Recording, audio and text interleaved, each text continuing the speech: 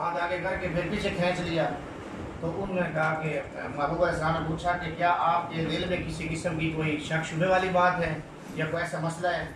تو اس نے اپنے خیال کے مطابق یہ عرض کیا محبوب علیہ السلام کی خدمت میں، کہا کہ اللہ کے محبوب آپ جو فرما رہے ہیں کہ اسلام جو ہے یہ قبول کرنے کے بعد پچھلے سارے گناہ معاف کر دیتا ہے. کلمہ ایک دفعہ صدقے دل سے جس نے زندگی میں پڑھ لیا اس کی پچھلی زندگی کے سارے گناہ معاف ہو جاتے ہیں، مٹا دیتا ہے یہ کلمہ. اس کی اتنی یہ برکات ہے اسلام کے قبول کرنے کی. تو اس نے عرض کیا کہ محبوب میں نے تو بہت زیادہ گناہ کیے ہیں اور بڑے بڑے کبائر گناہ کیے ہوئے ہیں، تو کیا یہ سارے مٹ جائیں گے؟ محبوب علیہ السلام نے فرمایا کہ آپ کلمہ پڑھ کے تو دیکھیں، آپ ایسے ہو جائیں گے جیسے کہ آپ کی ماں نے آپ کو آج جنا ہے. تو یہ کلمہ جو ہے اس کی اتنی برکات ہے. تو اللہ ان کو استقامت نصیب فرمائے اور ان کی اگلی زندگی کو اللہ رب العزت آسان سے آسان تر بنائے. تو آپ اپنے دل کی خوشی سے بھائی کلمہ قبول کر رہے ہیں نا، اسلام قبول کر رہے ہیں. آپ کے اس میں گرامی آپ کا نام پہلے کیا؟ آصف.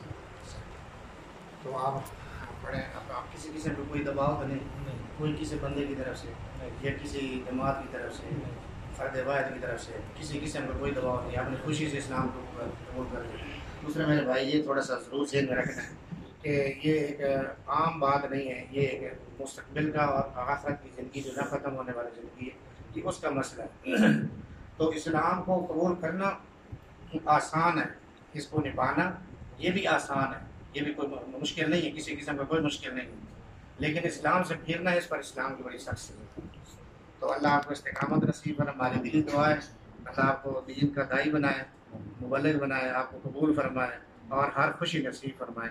تو آپ بولیں ان سب کے سامنے اشہد اللہ الہ اشہد اللہ الہ الا اللہ وحدہ لا شریک لہ واشہد ان محمدا عبدہ ورسولہ. ایک دفعہ اشہد اللہ الہ الا اللہ وحدہ لا شریک لہ واشہد ان محمدا عبدہ ورسولہ. آمنت باللہ کما ہوا بأسمائہ وصفاتہ وقبلت جمیع احکامہ. آمنت باللہ وملائکتہ وکتبہ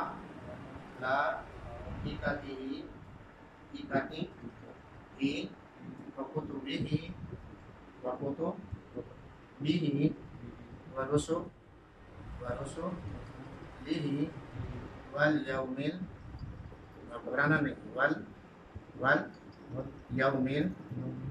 الآخر والقدر خیرہ وشرہ من اللہ تعالی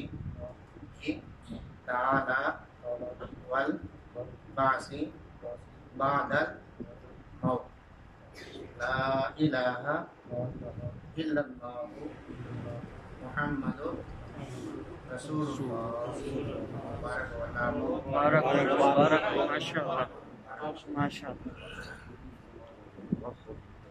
الحمد. بھائی کا نام ہے محمد آصف.